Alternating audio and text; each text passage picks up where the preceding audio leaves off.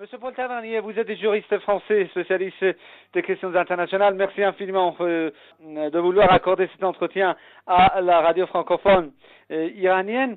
Monsieur Tavernier, quelle analyse portez-vous sur ce remaniement ministériel en France, s'il vous plaît?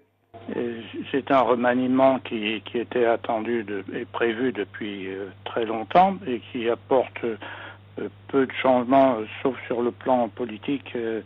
Des représentants du centre, des partis centristes sont moins représentés qu'auparavant. Donc c'est un gouvernement resserré. Alors sur le plan international, on note le départ de M. Kouchner, qui d'ailleurs avait exprimé quelquefois son désaccord avec le président, donc son départ était attendu et sinon on ne peut pas on ne peut pas escompter de véritables changements dans la politique française, notamment sur le plan international.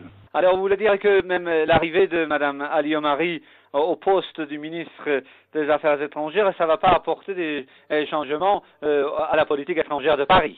Je ne pense pas personnellement. Bien sûr, on peut avoir des surprises, mais Mme Ali-Omari était déjà au gouvernement et donc elle a cautionné la politique étrangère de l'ancien gouvernement et d'autres gouvernements déjà auparavant. Est-ce que on peut dire que en fait la composition du gouvernement était en quelque sorte l'un des effets de ces journées de mobilisation aussi? C'est vrai, le remaniement avait été annoncé il y a 5 mois, mais je parle plutôt de la composition du gouvernement, l'entrée des Chiraquiens par exemple.